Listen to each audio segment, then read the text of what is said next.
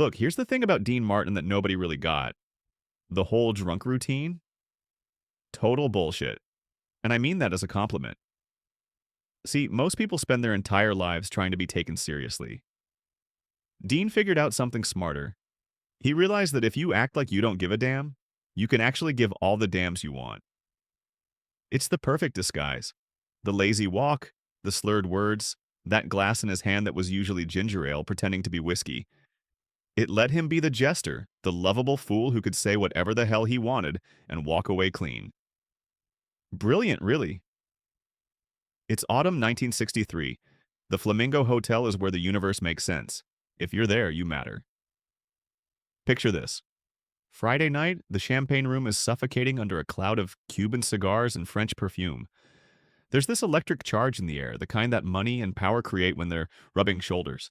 The room's packed with millionaires who've never worked a real day, shadowy figures whose names you don't say out loud, senators pretending they're not on someone's payroll, and wide-eyed dreamers who somehow scored a table.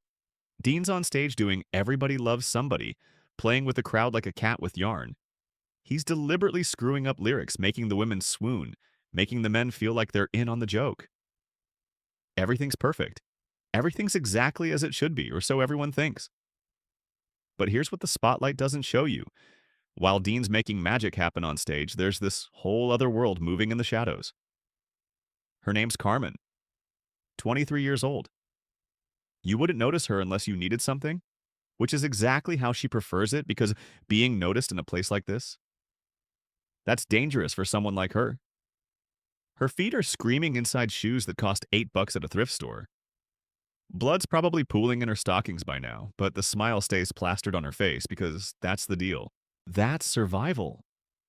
Back in some cramped apartment where the walls are too thin and the neighbors are too loud, her 4-year-old daughter is sleeping. There's an old woman watching her, someone Carmen pays with money she doesn't have.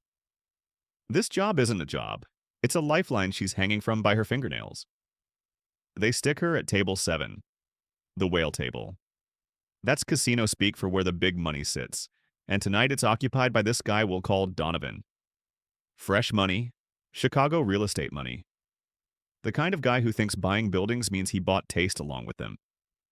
He's surrounded by these laughing hyenas who think his jokes are funny because their mortgages depend on it. Donovan's been drinking since breakfast, and you can see it in his eyes. That shift from loud to cruel, from obnoxious to dangerous. He already sent back a lobster for some imaginary offense, snapped his fingers at staff like they're trained dogs. Now he's watching Carmen. Not the way you look at a person, the way you look at something you're about to break, just to hear what sound it makes. "Hey, doll!" Donovan's voice cuts through the room like a chainsaw. "My glass is dry. You got eyes that work or what?" Carmen moves fast, head down, mumbling apologies like prayers. This is the dance. This is how you survive people like him. But Donovan's not done. When she reaches for the glass, his hand shoots out, iron grip around her wrist. The table goes dead silent. "Don't apologize," he says, voice dripping with contempt. "Explain to me why I shouldn't have you fired right this second." You can see it in her face, pure terror dressed up as politeness. She gently tries to pull away, trying not to make this worse, begging him quietly to please, just let it go. Meanwhile, up on stage, the music keeps rolling. Dean's trading jokes with Ken Lane at the piano, but here's what made Dean different from every other performer in that room. Underneath all that relaxed charm, underneath the half-closed eyes and the easy smile, the man saw everything. He caught it. That shift in the air, that fear in Carmen's shoulders. The song continues. The crowd's still eating it up. But something changes in Dean's eyes. The warmth evaporates. He's still singing, still smiling, but he's locked onto something else now. He's watching a predator circle prey, and every cell in his body knows what's about to happen. See, most people? They'd look away. They'd tell themselves it's not their business. They'd convince themselves they didn't really see what they saw. Dean Martin wasn't most people. Carmen returns with the champagne, Dom Perignon, vintage bottle in a silver bucket, her hands shaking like earthquake aftershocks. She's trying to be perfect because perfect means invisible and invisible means safe. She leans in to set the bucket on the pristine white tablecloth, concentrating so hard you can see it in her face. That's when Donovan makes his move. It's subtle, just a slight shift backward in his chair. Perfectly timed. Her hip catches the edge, her hands jerk, the bucket tips. The bottle, $300 of champagne, shatters against marble floor with a sound like a gunshot. Golden liquid spreads across the floor like blood. Glass explodes into 1,000 glittering pieces. The music doesn't stop, but everything else does. Every head turns. Every conversation dies. Donovan rises from his chair, face going purple with manufactured rage. You brainless cow. Do you have any idea what that bottle cost? More than you'll make this year. Carmen drops to her knees instantly, frantically trying to gather the pieces with her bare hands, tears streaming down her face, destroying her makeup. I'm sorry, sir. I'm so sorry. It slipped. I didn't mean... Donovan kicks at her hand. Not hard enough to injure, but hard enough to humiliate. Manager? Where the hell is the manager? Get this useless trash out of my sight. The floor manager appears in his perfect tuxedo, already apologizing to Donovan, already looking at Carmen with that look, the one that says your life just ended. Carmen's sobbing now, that silent kind of crying that comes from knowing you've lost everything. She sees her rent money evaporating, her daughter's food disappearing, the lights getting shut off, the end of the world happening in real time. That's when the music dies. Not a fade out, not a gentle ending. It just stops. Dean makes this gesture, sharp, decisive, hand across his throat. Cut it. Stop. Now. The silence that follows isn't just quiet. It's heavy. It's oppressive. It's 800 people collectively holding their breath because they know something's about to happen. They just don't know what. Dean Martin stands center stage. The cigarette between his fingers sends up a lonely trail of smoke. And here's the thing, he's not swaying anymore. The slur is gone. That whole drunk Dino character, it evaporates like morning fog.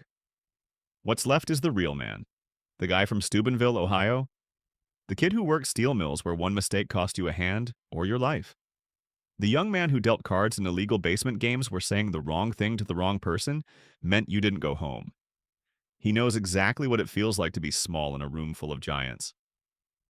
The microphone hits the piano with a dull thump. Dean walks to the edge of the stage. Doesn't take the stairs like a normal person. He just hops down, lands soft on the carpet. He's 6 feet tall, broad-shouldered, and in this moment he looks like he's 10 feet tall. Maybe 12. And he starts walking. Through the tables, through the crowd. People part for him like he's Moses and they're the Red Sea.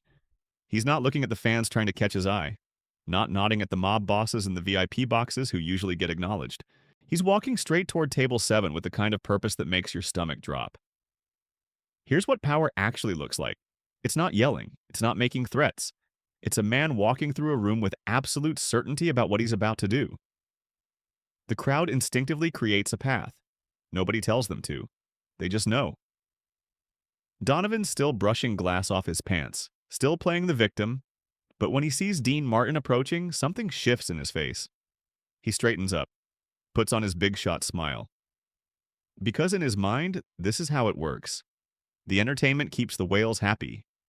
The star comes over, makes a joke, maybe ribs the staff a little, orders everyone around, and everything goes back to normal. That's the unspoken contract of places like this. The money is sacred. The money is untouchable. Dino, buddy! Donovan forces this chummy grin. Can you believe this circus? Service has really gone downhill, huh? Good thing you're here to save the vibe. Dean doesn't return the smile. Doesn't slow down. He stops so close to Donovan that the man can smell his cologne, cedar and something expensive. Dean looks down. Carmen's still on her knees trying to pick up glass with bleeding fingers. He extends his hand. It's manicured, there's a ring on his pinky, but the gesture is gentle. Firm, but gentle. He takes her arm and lifts her to her feet. Get up, sweetheart, Dean says, and his voice is soft. Not the stage voice, the real one. You don't kneel before this man. You don't kneel before anyone here. Carmen looks up at him, mascara running in black rivers, terrified she's about to lose even more than she already has. Dean almost whispers, "It's okay. You're okay." He takes the dirty napkin from her hand and tosses it onto the table in front of Donovan. Not aggressive, just done with it. Then he turns to face the real estate magnate. Donovan's smile cracks like cheap plaster. Hold on now, Dean. She destroyed $300 of champagne. I'm a customer here. I drop 20 grand every weekend in this place. Dean studies the stain on Donovan's suit. Then he looks directly into his eyes. The air in the room could shatter glass. You know, Dean says, loud enough for nearby tables to hear, but calm as Sunday morning. I've spilled more whiskey on my tuxedos than you've probably drunk in your life. It dries, it cleans, comes right out. He pauses, lets that sink in. But being a bully, that stain doesn't wash out. Donovan bristles. You can see his ego fighting back, trying to reassert dominance. Excuse me? Do you realize who you're talking to? I built half of Chicago. I could buy this casino with pocket change. Dean takes another step closer. And this is the dangerous Dean. The one who's friends with people who solve problems where bodies don't get found. Buy whatever you want, Dean says, voice steady as bedrock. Money doesn't buy class, and it sure as hell doesn't buy the right to humiliate a woman in a room where I work. In your room? Donovan laughs, but it sounds nervous now. Hollow. Wake up, singer. People like me pay your salary. That's the fatal mistake, the line you don't cross. Dean doesn't hit him, doesn't need to. He moves in close, eliminating all personal space, breathing the same air. The entire showroom leans forward. What's happening? Is there going to be a fight? What's he saying? Dean says something. 5 seconds. Maybe less. Words meant only for Donovan's ears. The effect is instantaneous and devastating. All the blood drains from Donovan's face like someone pulled a plug. The arrogance, the swagger, the bullshit bravado, it all evaporates. Gone. His eyes dart around like a trapped animal looking for an escape route. His throat works, swallowing hard, Adam's apple bobbing. Whatever Dean said, it hit like a freight train. Dean steps back, slowly adjusts his bow tie, gives Carmen a small wink, the kind that says, "Trust me, you're safe now." Then, loud enough for everyone, pack up, leave. Donovan tries to stammer something, tries to argue, but his legs are already moving him toward the exit. The fight's gone out of him completely. Dean turns to the floor manager who's standing there paralyzed. His tab is canceled, comped. But if I hear he stepped foot in this building while I'm breathing, I'm done. And Frank's done, and Sammy's done. That's the nuclear option right there. The Flamingo without the rat pack? It's just an empty building in the desert. The manager knows it. The owners know it. Everyone knows it. The manager finds his voice. Security. 2 massive guys appear and escort a silent, hollowed-out Donovan through the crowd. The whale has been harpooned and beached. The room holds its breath for 1 more second. Then it explodes. Not polite applause, not the courteous clapping you give after a song. This is something primal. This is the sound of people witnessing real courage, real decency, and recognizing it for what it is. But Dean's not finished yet. The applause dies down, but the energy doesn't. It hangs in the air like electricity after lightning. Dean turns to Carmen, who's still clutching that tray against her chest like it's a shield, like it's the only thing holding her together. "What's your name, sweetheart?" She can barely get it out through the tears. Carmen. Here's where Dean does something that separates decent people from truly good ones. He reaches into his pocket, not for a wallet, because what comes out isn't a wallet. It's a money clip. A thick stack of $100 bills he carries for high-stakes gambling. He doesn't count it, doesn't pull off a few bills and hand them over with some patronizing speech. He takes the entire clip, thousands of dollars, and presses it into Carmen's trembling hand. "Get yourself a new wardrobe. Buy some toys for your little girl. I can see it in your eyes. You've got a daughter. Mothers have this look. It's unmistakable." Carmen stares at the money like it's a bomb. Several $1,000s. More than 2 years of tips. More than she's ever held in her life. "Mr. Martin, I can't possibly..." Dean flashes that $1 million smile, the one that makes the world feel right again. "Yes, you can. Consider it compensation for having to deal with garbage." Then he does something that somehow makes the whole thing even more Dean. He just hops back onto the stage like nothing world-changing just happened. Picks up his glass of ginger ale, raises it to the ceiling. Now then, where were we? The band kicks in. The show goes on. Because that's what Dean does. He fixes what's broken and moves forward like it's the most natural thing in the world. Carmen got sent home early that night. Not as punishment, with a personal security escort to make sure she got home safe with all that cash. She never waited another table, not one shift. That money, it bought her a teaching degree. It bought her dignity back. It bought her daughter a future. She built a real life from that moment, raised her kid right, became the kind of person who could look herself in the mirror. But here's the thing that haunted Las Vegas for 50 years. What did Dean Martin whisper to that billionaire? What 5 seconds of words could turn a raging tyrant into a frightened child? The myths grew with every telling. Some said Dean threatened mob connections. Some said he threatened to kill Donovan himself.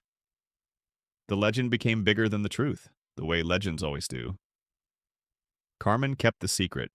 She honored the man who'd saved not just her job, but her humanity. She owed him that silence. But in 2014, on her deathbed with her daughter holding her hand, she finally told the truth. Dean didn't threaten violence, didn't mention organized crime, didn't talk about money or power. He'd looked Donovan in the eye and said simply, "I watched your eyes on her before the spill. You deliberately caused that collision. If you don't walk out right now, I'm taking that microphone and telling every person in this room, including your wife waiting back in Chicago, exactly what you were trying to do." Dean hadn't just seen a clumsy waitress. He'd seen a predator engineering a situation to exploit a vulnerable woman. The oldest, ugliest game in the book. And he shut it down. That's what real coolness looks like. Not the tuxedo or the whiskey or the smooth voice. It's about how you treat people who can't fight back. It's about noticing the ones everyone else ignores. Carmen's daughter became a workers' rights attorney. Sometimes she visits the empty lot where the Flamingo used to stand, where her mother's life changed in 5 whispered seconds. Cool isn't what you wear. It's who you protect when nobody's watching.